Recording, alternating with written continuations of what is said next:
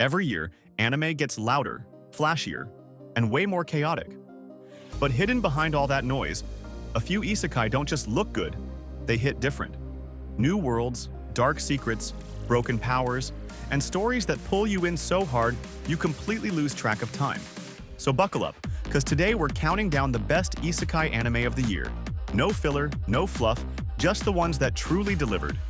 New titles, sequels, insane magic, and straight-up peak moments. Let's get into it. To kick things off at number 9, From Bureaucrat to Villainess is one of those anime where you think, what am I watching? And then you are kinda loving it. A middle-aged civil servant gets reincarnated as the Villainess from his daughter's favorite dating sim. It sounds chaotic, and trust me, it is. But that's where the charm comes from. The comedy hits because the main character isn't edgy or clueless. He's calm, mature, and accidentally wholesome.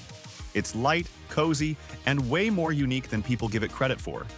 And honestly, with some of the bland isekai we got this year, this one absolutely deserves to be here.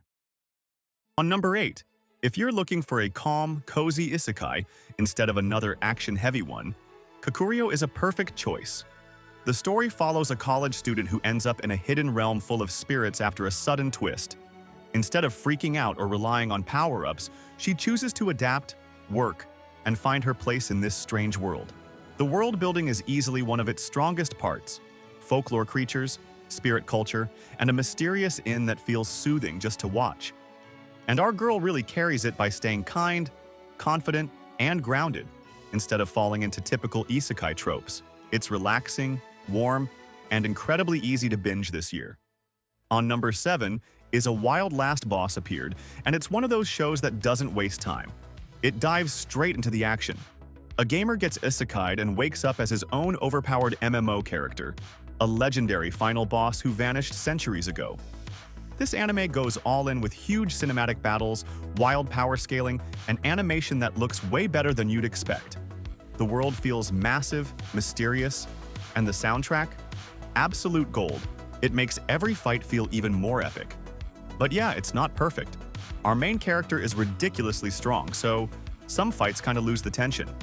A few side characters don't really get much spotlight either, and it does lean on a few classic isekai tropes. Still, even with that, it's a really fun watch. If you're in the mood for something fast-paced with big world-ending vibes, this one deserves a spot on your watch list. On number 6, Rising of the Shield Hero is basically the anime that made Shield Guy iconic. It knows exactly what it is. A power fantasy with strategy, clever combat, and the ultimate underdog story. Our guy, Naofumi, starts off getting the short end of the stick, but he slowly turns everything around using his smarts, shields, and epic teamwork. The fights are tense, the stakes feel real, and the world is surprisingly detailed. Well, the middle season stumbled, but the latest came back strong.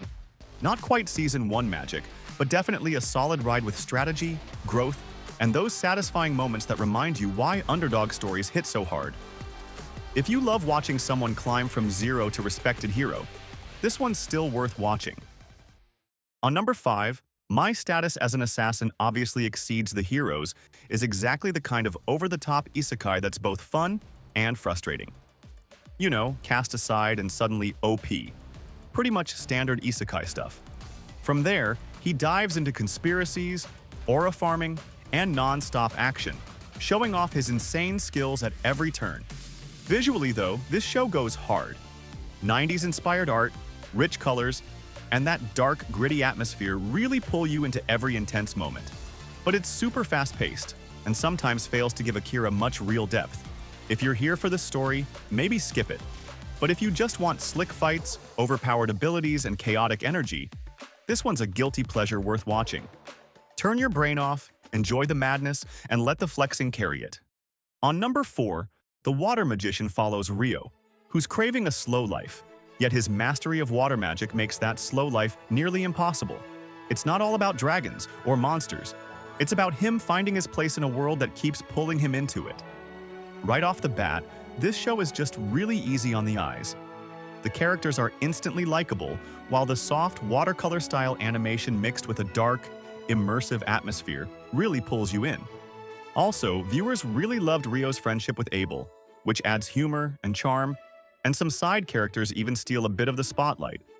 That said, it's not all smooth sailing. The pacing can drag, Rio often takes a back seat, and some of the later animation gets a bit janky. Still, if you're looking for a rare harem-free isekai in a sea of chaos, this is one ride you don't want to skip. On number 3, Campfire Cooking in Another World is back with the same slow, cozy adventure vibe, and honestly, that's exactly why people love it. Season 2 doesn't try to shake things up in a big way. Instead, it gives you more of what worked: relaxing travel, insanely good-looking food, and our guy casually living the dream with his overpowered familiars. The new Pixie Dragon? Yeah, instantly fan-approved. The humor is still wholesome, the pacing is relaxing, and Mappa once again makes every meal look unfairly delicious. It's the kind of show you throw on after a long day just to relax, smile a bit, and forget about everything else for a while. If Season 1 felt like comfort food, Season 2 is seconds. And trust me, nobody's complaining. On number 2, I Was Reincarnated as the Seventh Prince throws you into a world full of flashy magic and pure spellcasting madness. You know, ridiculously OP and obsessively tinkering with spells, pretty much standard Lloyd stuff. The story sticks to one solid arc, letting the magic flexing and epic battles really shine. Visually, it's a treat. Flashy spells, explosive fights, and that chaotic energy pull you right to it. The sound design also goes hard. Every spell hit feels loud, heavy, and satisfying.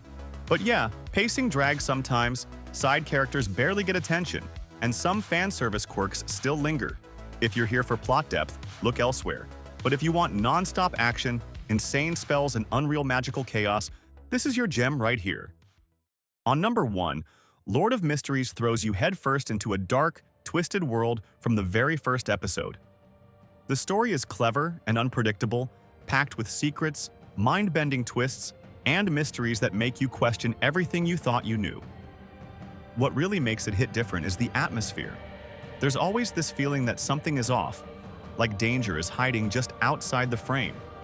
The world feels alive, layered, and honestly kind of terrifying once you start understanding how it works. The visuals are stunning, cinematic, atmospheric, and dripping with gothic style.